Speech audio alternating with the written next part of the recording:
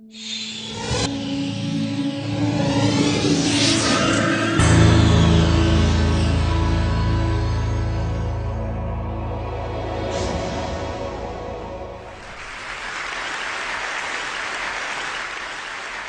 talking to you about the worst form of human rights violation, the third largest organized crime, a $10 billion industry.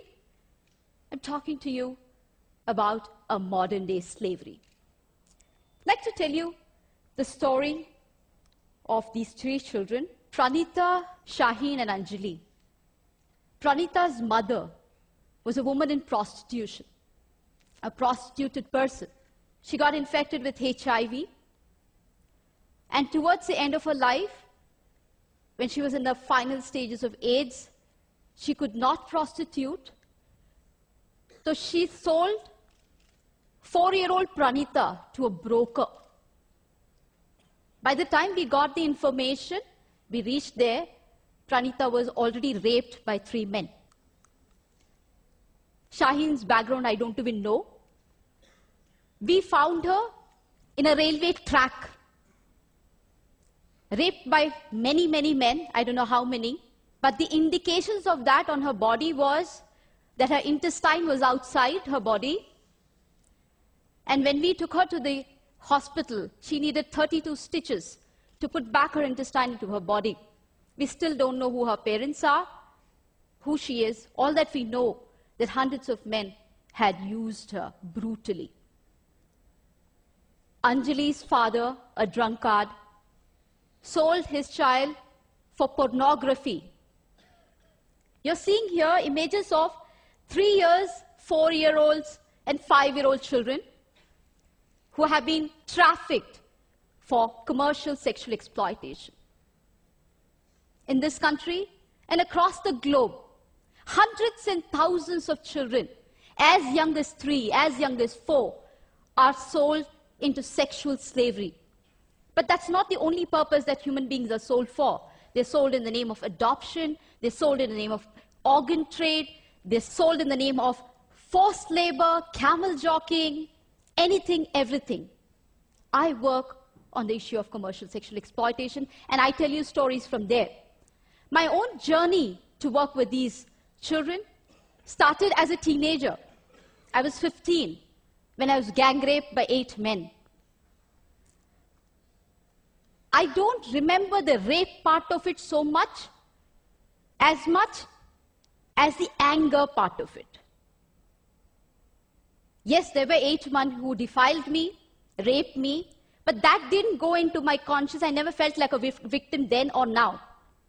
But what lingered from then to now, I am 40 today, is this huge, outrageous anger. 2 years I was ostracized, I was stigmatized, I was isolated because I was a victim. And that's what we do to all traffic survivors. We as a civil society, we have PhDs in victimizing a victim. Right from the age of 15, when I started looking around me, I started seeing hundreds and thousands of women and children who are left in sexual slavery-like practices, but have absolutely no respite because we don't allow them to come in. Where does their journey begin? Most of them come from very optionless families. Not just poor. You have even the middle class sometimes getting trafficked. I had this IAS officer's daughter who's 14 years old, studying in 9th standard, who was web chatting with one individual and ran away from home because she wanted to become a heroine, who was trafficked.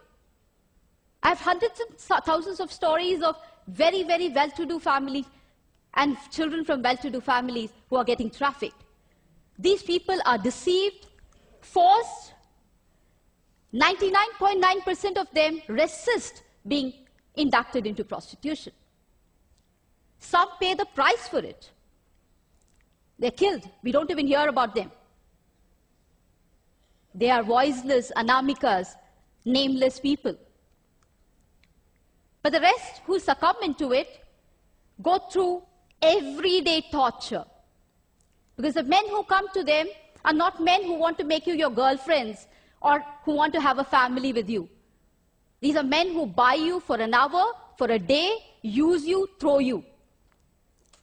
Each of the girls that I have rescued more than 3,200 girls. Each of them tell me one story in common. One story about one man at least putting chili powder in her vagina.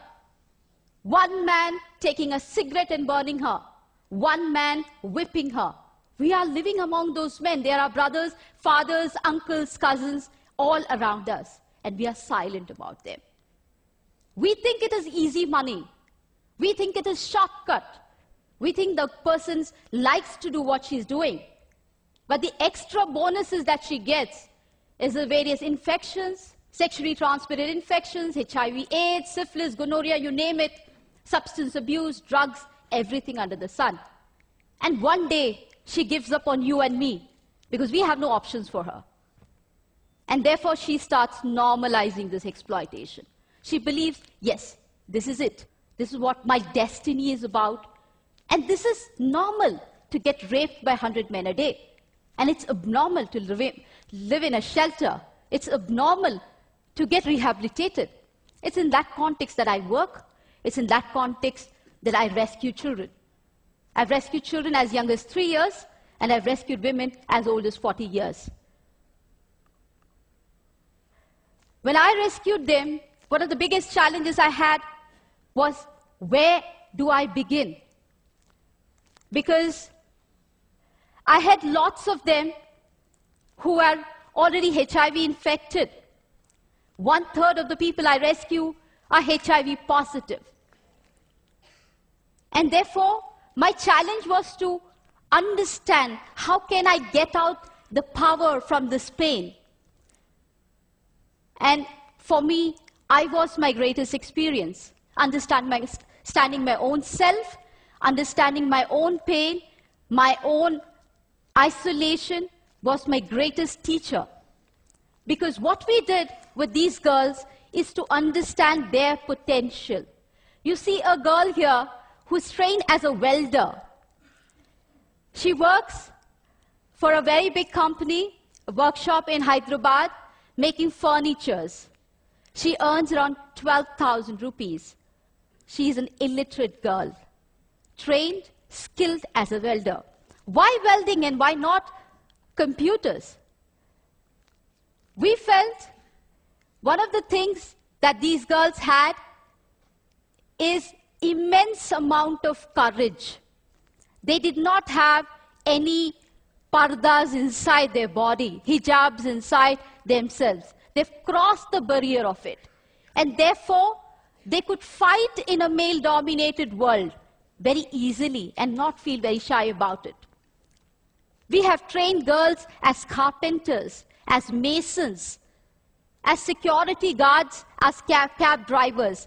And each one of them are excelling in their chosen field, gaining confidence, restoring dignity, and building hopes in their own lives. These girls are also working in big construction companies like Ramki Construction as masons, full-time masons. What has been my challenge? My challenge has not been the traffickers who beat me up. I've been beaten up more than 14 times in my life. I can't hear from my right ear. I've lost a staff of mine who was murdered while on a rescue. My biggest challenge is a civil society. It's you and me. My biggest challenge is your blocks to accept these victims as our own. A very supportive friend of mine, a well-wisher of mine, used to give me every month 2,000 rupees for vegetables. When her mother fell sick, she said, Sunitha, you have so much of contacts. Can you get somebody in my house to work so that she can look after my mother? And there's a long pause, and then she says, not one of our girls. It's very fashionable to talk about human trafficking in this fantastic AC hall. It's very nice for discussion, discourse, making films and everything. But it is not nice to bring them to our homes. It's not nice to give them employment in our factories, our companies. It's not nice for our children to study with their children. There it ends. That's my biggest challenge. If I'm here today, I'm here not only as Sunitha Krishnan, I'm here as a voice of the victims and survivors of human trafficking. They need your compassion. They need your empathy. They need much more than anything else, your acceptance. Many times when I talk to people, I keep telling them one thing. Don't tell me 100 ways how you cannot respond to this problem. Can you apply your mind for that one way that you can respond to that problem? And that's what I'm here for. Asking for your support, demanding for your support, requesting for your support. Can you break your culture of silence? Can you speak to at least 2 persons about this story? Tell them the story. Convince them to tell the story to another 2 persons.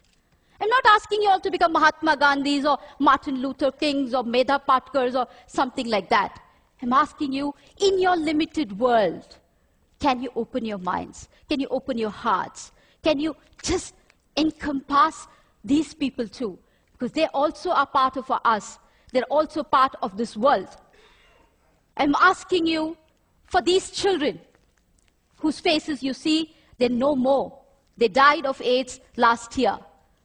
I'm asking you to help them accept as human beings, not as philanthropy, not as charity, but as human beings who deserve all our support.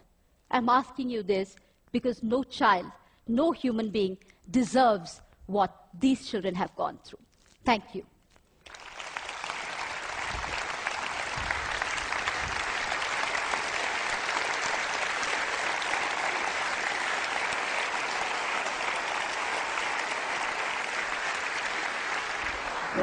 Thank you.